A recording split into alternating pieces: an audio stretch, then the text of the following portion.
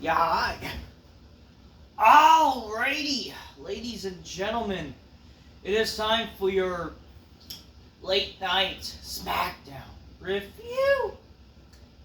What an ending that was. You see, if stuff like that was happening more in wrestling, I would probably be more, you know, more motivated to talk about wrestling, whatever, like kind of tonight. So yeah, I'm actually doing a review right after the show ended. It's been a while I've done something like that, honestly. Um, SmackDown wasn't that bad of a show, actually. I mean, I thought the show was still kind of boring at most part, but it was like better than usual. I felt the show was definitely better than last week, and it was better than like a lot of SmackDowns, honestly. So this was definitely not a bad show. It was an okay show, actually. I'll say that it was. For the most part, while it had boring moments, it was pretty boring for the most part. Wasn't great. I mean, but wasn't bad. Let's just say that. It definitely goes due to the role that it was an okay show. And it's better than usual, so I'll give that. You know, it wasn't that bad. So thank God. How is it in wrestling nowadays? You gotta freaking hope like a show is not bad and not the worst Raw of all time or SmackDown. That way you can enjoy the show. Like that way it's like that's a compliment, you know? Like that's sad that that's a compliment now to say that the show wasn't actually that bad. The show should always be good. I mean, modern wrestling, that's just how it is. I think I take what I can get, right, at this point. Yeah, I take what we can get. Because, I don't know. It's whatever. There's going to be a lot of shit no matter what in modern wrestling, but at least the show wasn't that bad. I'll give it that. So, in honor of that, grab your Coca-Colas, drink it magnificently, and inspire me to bitches go, oh shit, on the big black couch, alright, ladies and gentlemen. Hey, Friday night, Michael. Why was I not out on a Friday night or whatever? I mean, I could be. I mean, sometimes, you know, it's not like I'm trying to be some guy who goes out all the time on Fridays. I mean, but it should be a balance, right? The thing is, obviously, if certain things were not happening, I would have skipped this SmackDown. Most likely, the problem is next week the SmackDown before Survivor Series will be skippable because it's gonna be a tape show. But regardless, let's just take what we can get, huh? So anyway, let me get my Coca-Cola. Oh shit, cheers, motherfuckers, cheers.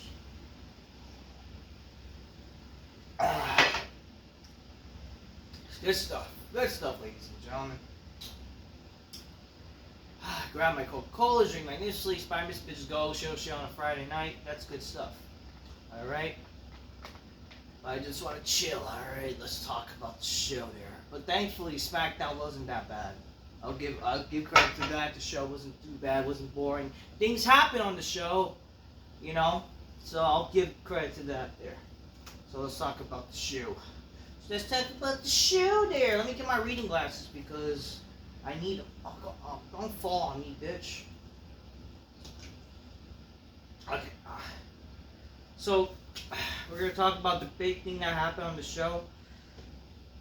Let me just say, I just felt it was too soon. Okay? It's like it's too soon to do something like what they did in somewhat the ending. While I appreciate it, and I'm not trying to complain that obviously it makes the show better, it felt too soon. But whatever, I can't complain. I still thought, the show wasn't bad. Let's just take what we can get, We're gonna take what we can get. Alright, so the show started with Solo. Solo Sikoa and his new Bloodline. They came out with Bronson Reed. They show a recap of what happened with SmackDown. Yeah.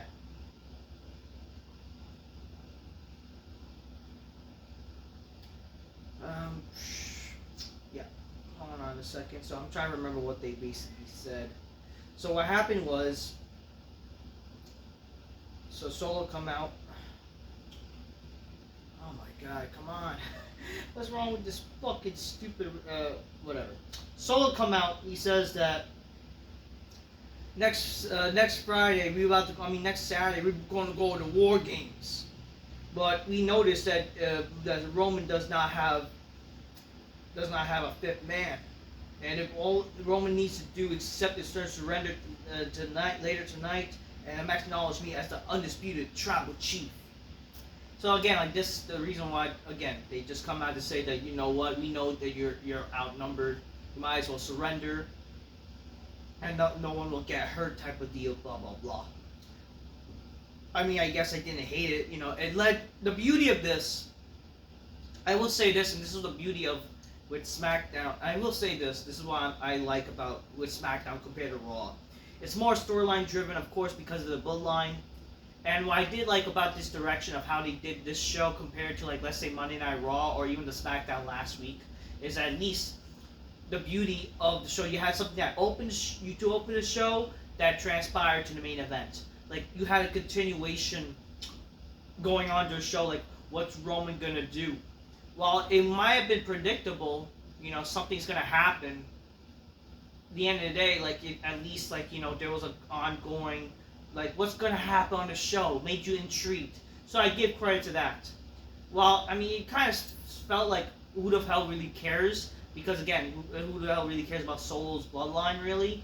But at the end of the day, you kind of still care because, again, Roman's involved. It's about his decision and what they're going to do. So I admire what they did with that.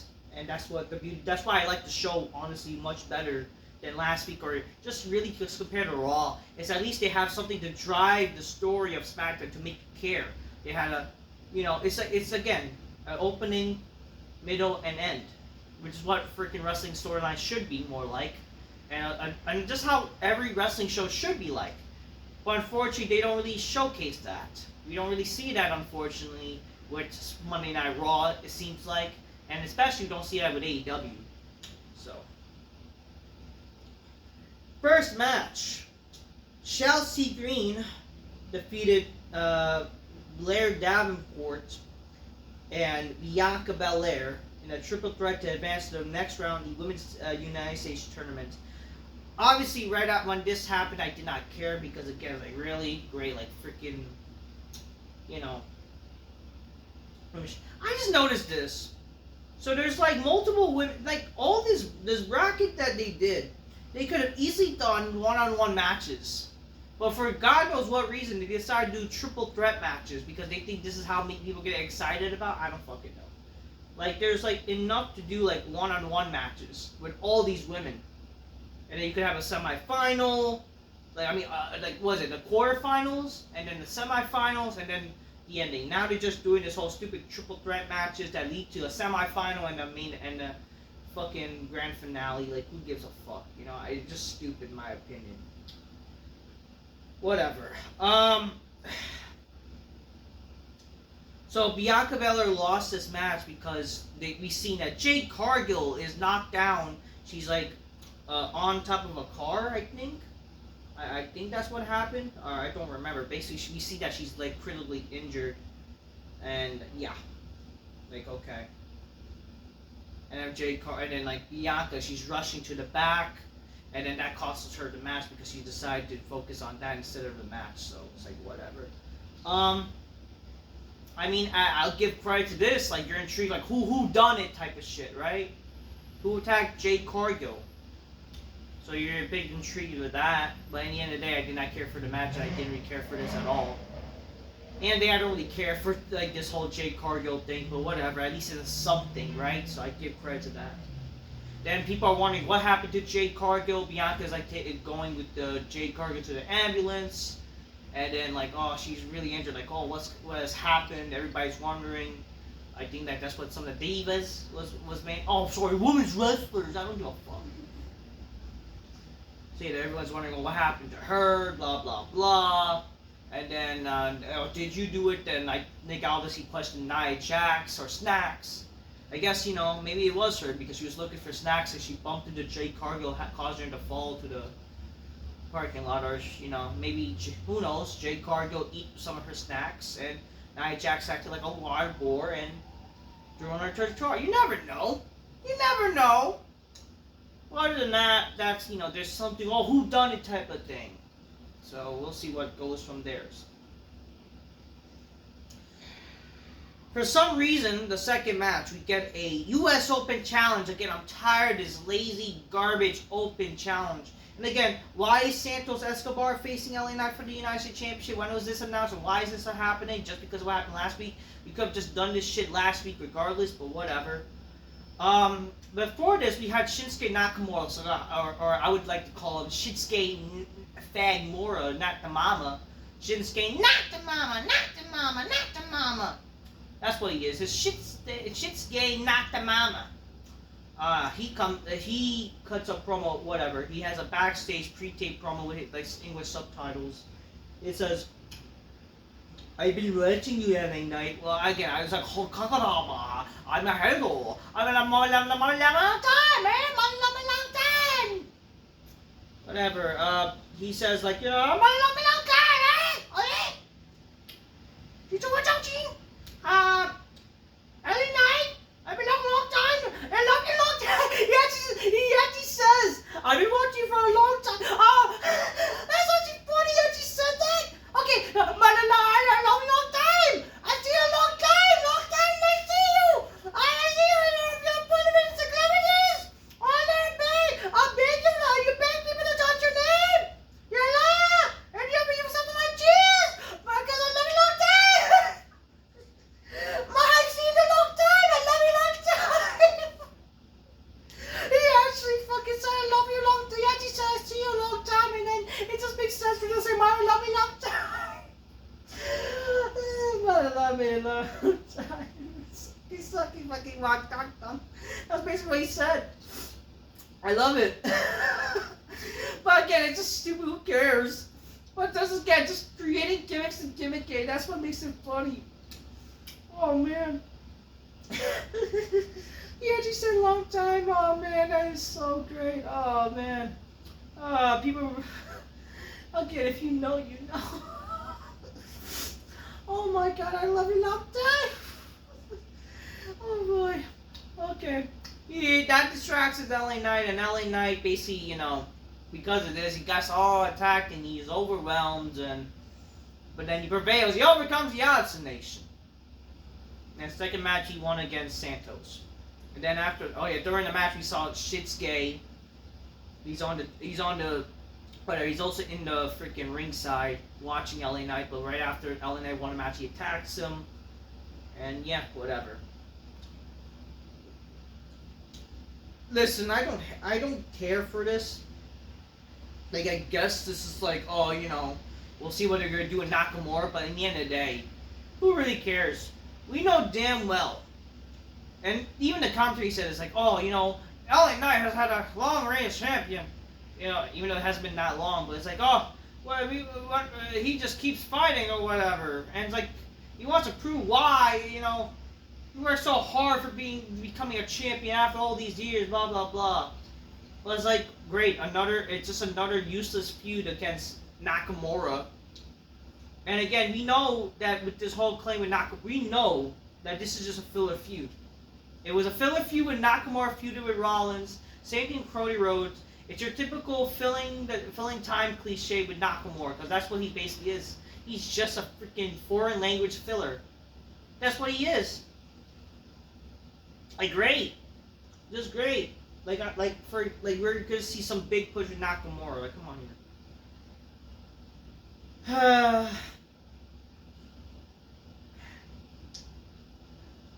Then we see after that, we see the original Bloodline. They're here, and then we see Cody Rhodes. He's like, he's ready to go in the ring, and then he's interrupted by Nick. I was like, "What are you doing?" I was like, "It was advertised. We're gonna have a face to face. I might as well go out now." So we see Cody Rhodes. He comes out. He says, Kevin Owens, what do you want to talk about? Whatever.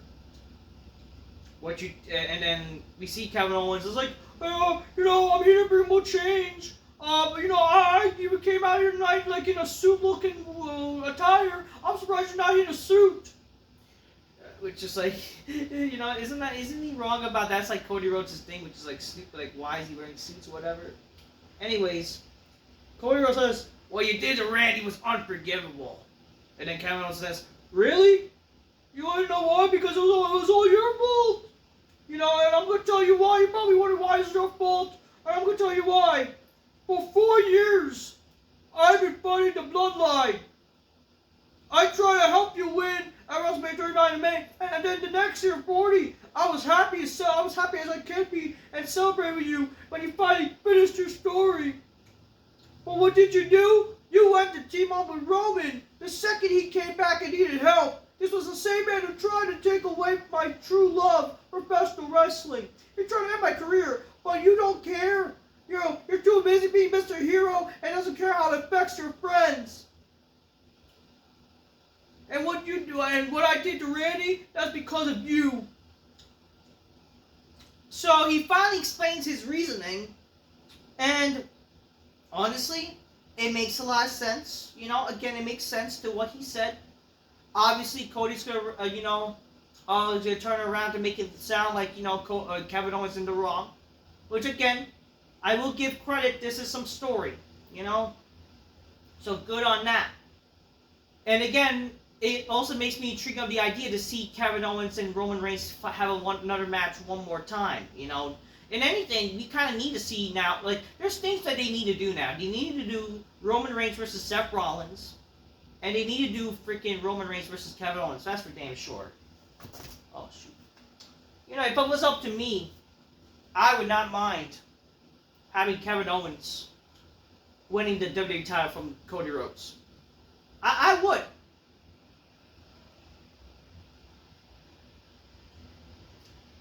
Again, if he doesn't win the WWE title, this whole heel shit will just be useless. It's like always we see Kevin Owens do whatever, these betrayals, whatever, and amounts to nothing. We kind of need him to honestly turn heel. Well, I mean, he already turned heel. He should win the fucking title. And again, it would help his legitimacy. It would help at least something. And honestly, this is the problem with WWE I don't get, and why they don't do this often anymore. I don't get it. The champion does not. The person that's going to WrestleMania to be champion does not have to have the title, right? Before every time to WrestleMania. Like, look at The Rock. The Rock lost the WWE title. He won the WWE title Backlash 2000, right? He lost it a few times during the year, and I remember he also lost it against he lost it Kurt Angle in the 2000, and he won it right back to WrestleMania, right before WrestleMania, to have that rematch with Rock and Austin that people wanted to see, right? I'm just thinking to myself, why can't we do stuff like that where we don't need to have the champion have this long reign? Sometimes having short reigns or, becoming multiple-time champion's not a problem. A title is a prop, like or not. And it helped to advance stories. Have Kevin Owens win the title. Have him feud, maybe have a mini feud with Kevin Owens. I mean, not Roman Reigns even, I mean, would it be cool to see Roman? I mean, that's what they could do with Rock, and if they want to do Rock and Roman this year, they could do that with Roman as the champion. I mean, technically, we should have Roman as champion again, as a babyface. Because who really cares about Cody Rhodes? I'm sorry. We kind of need Roman Reigns, and we can have Rock and Roman that time for the title. People, they even want to see Rock and Cody. If they're going to even do that, it's not a problem to see, Kevin Owens winning the title, have maybe a little feud with Randy Orton right after he comes back, and lose right back to Cody. And then we can see Cody versus Rock. That would not be bad. Again, there's possibilities, of what you could do. Kevin Owens, what he said, it's justified and should help the story. And again, if he just turns heel and then doesn't win the title, how meaningful will this heel turn be? You know what I mean? That's the problem. When you do something like a heel turn for a wrestler, and again, it's so repetitive with Kevin Owens turning on people. Have this be the time to actually change something, Make this heel turn justified, and then have him actually look like a freaking, try to make him actually good, like a legit tough guy, prize fighter, whatever. And, he actually wins the fucking title. It's not a problem, honestly. Have a little short reign as champion. Just give him that, just make the heel turn make some sense. And honestly, it would actually not be a bad idea. I mean, would the ratings fall down even more? Let's be honest here. The ratings are not even as big as with Cody Rhodes as champion. That just because a little change, like with a little title change, won't even make a difference. Honestly, with the viewership, it's not like Cody Rhodes is like this big top draw as people pretend he is.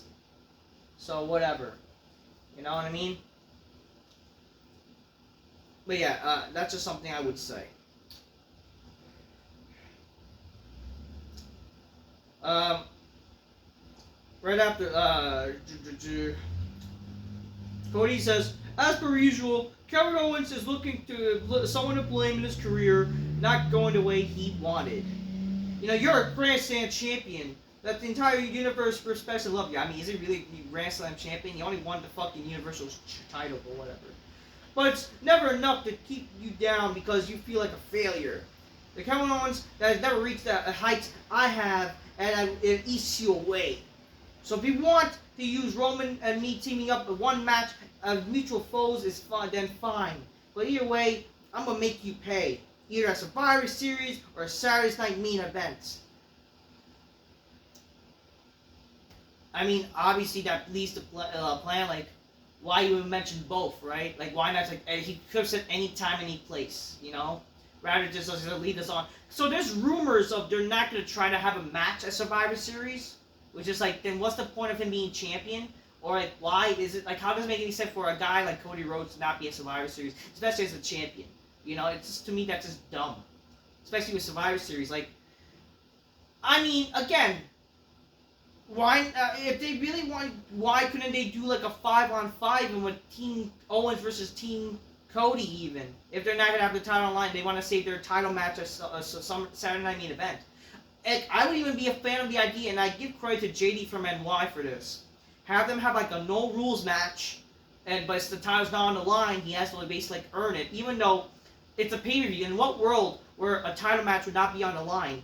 I mean, there has to be some ways to make it work. I mean, I wouldn't have a problem with the title on the line regardless. Again, I don't care. I mean, that's all why they're fighting regardless, right? Maybe there could be something like if Cody really wants Kevin Owens, he'll be willing to put the title on the line. You know? Something like that. I don't know. Owens earns the shot. And then it leads to them actually having the match for the title. I wouldn't mind doing, they have a little feud transpire the Saturday Night main event. And then, yeah, you know, some shit like that. Like, try to make people care about both shows involving them too. I wouldn't care about, you know, I wouldn't mind that shit. I mean, heck, it would be kind of cool. Like, why not? Like, you know, maybe, you know, Kevin Owens wins the title at Survivor Series, and then he could face Kevin Owens. Like, he could face Roman Reigns as Saturday Night main event. That would be freaking cool, honestly. You know, like, why not? But whatever. Kevin says, "Oh, they will finally fight, but it'll be on my terms." And then Cody Rhodes says, "I hope that you could finally pull the trigger this time, because it'll be last time I couldn't, or he couldn't." Kevin Owens says, "Like, you saw what I did to Randy, and I love him. I hate you, so I can imagine what I'm gonna do to you." And it's like, just know, if you think I'm a cow, blah blah blah, I'm gonna pull the trigger to you too, or something. And you don't hate me, you hate yourself. I didn't hate this. I didn't hate their little promo off. I thought it was actually fine. It was actually really not bad. So I give credit to that. Then we see the Bloodline. They're backstage. Cody asks, Cody has the fifth man. Roman says nope. Seth has the fifth man. Roman says nope. And then Roman says, I want to do 4 or 5 Survivor Series. So that means, like, you know, like, oh, they're going to confirm this with the Solo later tonight, and obviously to talk about it. Again, that little middle, right? The middle, what's going to happen to lead to the main event segment. I love it. I love it. We then see Cody Rhodes, he walked by Carmella Hayes, and Carmella Hayes mentioned something that made Cody Rhodes very angry. He's like, oh, you know what, no, that's not wrong. I just said what everyone was thinking. And then, yeah, Cody was right. God will, man. And then, like, they pushing each other, and then they're separated, and blah, blah, blah. This leads to them having a match announced for next week, which is going to be taped tonight anyways. Montez Ford defeats Tommaso Ciampa, and then all hell breaks loose with tag team wrestlers, or whatever. Ciampa attacks Montez Ford, Then Angelo attacks Ciampa, but then Ciampa attacks whatever, but Johnny Gargano, all hell breaks loose, all because Ciampa's like turning heel basically. Mostly Machine Guns help Gargano, and yeah. Whatever. Then we see the main event segment. Solo says acknowledge me, whatever, and then it's like, and then we see Roman coming out, and the Bloodline, the old original Bloodline. We see then, Solo says, before anything happens, I love you. I just want to let you know, I love you guys. I still love you. Even though we have problems, I love you. And if we join together, we'll take over the WWE and run it for decades. All you have to do is acknowledge me and understand, and come with my terms and whatever. So it's like he's offering let's just get together, blah blah blah. So because of that, Roman's like conflicted to say something, and then eventually. I forgot to mention something. Before that stupid Montez 4 match, we see Bayley and Naomi defeat Stage Stratton and cancel the Ray disqualification of Nia Jax interfered, and all the women's War Games people just come out again, and Rhea Ripley shows up. Basically the same shit, whatever, right? Whatever. We then see Solo demands that Roman and the Usos and Sami accept his terms or surrender, acknowledge the tribal chief, and join the Bloodline, but then. Ladies and gentlemen, my name is I am Heyman. That was not. Ladies and gentlemen, my name is Paul Heyman, and my client. Well, no, whatever. So Paul Heyman returns, and Roman's shocked, and the original Bloodline are shocked, but they're happy, and then Roman's shocked. Again, I think this is too soon. I understand how they're gonna end the show, but in a way, it still made a good moment, but it just felt too soon. But honestly, I'm not gonna hate it. We see Paul. Obviously, we gotta see an explanation why Roman, or why did Paul Heyman never contact Roman? Blah blah blah. Something, Obviously, they could maybe show because Paul Heyman was watching at home and he just couldn't wait for him to come back and whatever. Right? We could have seen that. Oh yeah. Solo mentioned before, Spawn was like, you have no fifth man, you have no wise man, might as well join us, and whatever. And we don't need to do War Games. Paul Heyman then says, ladies and gentlemen, my name is Paul Heyman, and forgive me if I'm not, I've been put through a table match at Greg Garden, and I may have lost my math, but I see 4 on 5, and it's a Survivor Series, War Games, it will not be 4 on 5, it will be 5 on 5.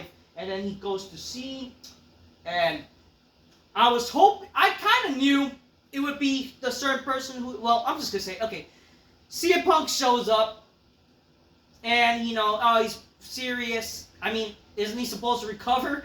I thought he was supposed to let his time recover, whatever. He wrapping his arm, and he's ready to fight, and he joins the OG Bloodline against the new Bloodline. They all brawl, punching each other, everybody brawl, and this was pretty cool. I'm not gonna lie, it was pretty cool. And yeah, they all take out the new Bloodline. The old Bloodline staying tall with Paul Heyman smiling. Yeah. Oh shit. Yeah, am I still filming? I am filming. Thank God. I was worried about I probably have to I'm running out of time. Yeah. So okay, I gotta rush actually. Oh man, I think let me see my phone. Oh, okay. I still have some time. Thank fucking God. Okay. My phone is running out of battery. But it has 5%. I am happy how they did it. I mean, yeah, we see whatever. Roman and CM Punk will talk a little bit, and it's can we trust each other? But then eventually they pose with each other, everyone in the Bloodline, and and then that's how the show ends. This was pretty cool. I'm not gonna lie, Punk's gonna wrestle the same pay-per-view he returned last year for the first time he'll enter War Games. Pretty cool. Again, I wish the War Games had a roof You know, I would like War Games for Roof, but again, they want to do whole flippy shit, whatever. But you know, it's gonna be exciting though. Yeah. I was hoping though, like, while I am so glad that WWE's not gonna have CM Punk involved. I mean, not Seth Rollins, because it just makes no sense. I do hope he is involved. Sure, to have this issue with Bronson Reed, but I do think it would make a lot of sense to see him maybe do a little curb stomp to Roman Reigns and maybe even cost him the match. You know, or just again attack Roman, and maybe for some reason, maybe we could see that a Beast shows up at Survivor Series, which would be fucking amazing. Again, that's what I was hoping for. As much as I like Punk, it would have been so cool. Or, I mean, again, I was thinking they would at least save this moment at Survivor Series where just Paul Heyman just comes out and then announces that he even could have been Punk. But I was kind of hoping, like, what they could have done, they could save Paul Heyman just returning no matter what Survivor Series, and then we see a Beast return. Especially since it's in Canada. Okay? Brock is a lovely, lovely Canadian. Okay? But I'm not hating it. Unless, who knows, maybe someone from the Bloodline gets attacked, or the old Bloodline, and leads to them needing another special somebody. And they need a Beast. You know? But again, I do think, like, why is Bronson Reed in this? You know? Like, I would have liked it better. Like, my problem is, like, again, Bronson Reed should have never been involved. What it would have been fine is that if someone else who had ties with a Bloodline, someone, maybe like a few, heck, I mean, would have been McIntyre, and even, or just somebody who has, you know, affiliation, like, to hate Roman, but, like, joins his team. I mean, it would, I mean, heck, would it have been cool if Rollins was in the other team anyways? I mean, whatever. I don't know. Or something, you know, something that makes sense. Maybe an old rival. But again, it would have been cool. Honestly, again, if they're going to do Punk, what would have been cool is that, like, they tease, I mean, The Rock involved. It would have been so cool. The Rock involved already to be part of Solo's team. That would be so much better. Rock and Team Roman with Punk even, or even Team Roman with Lesnar. That would be awesome.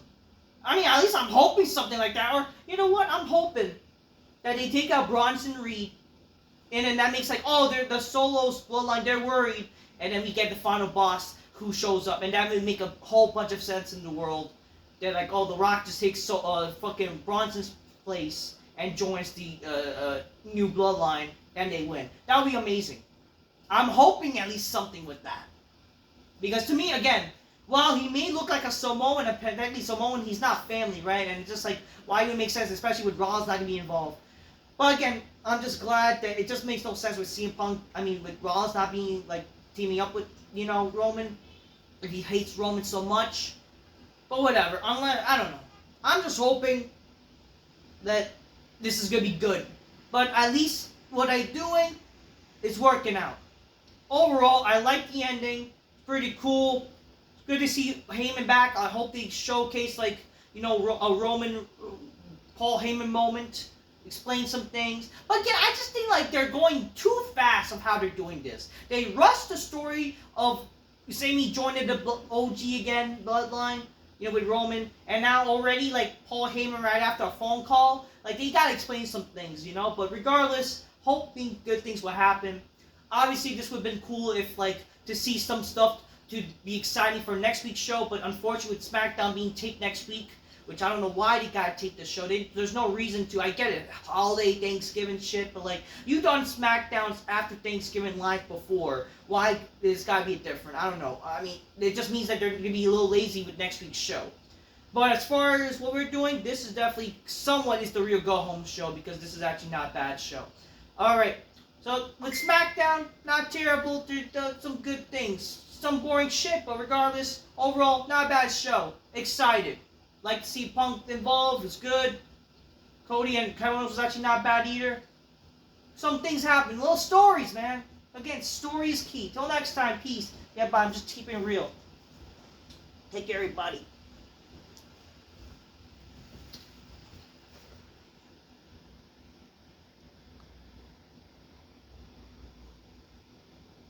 How do I shut this off?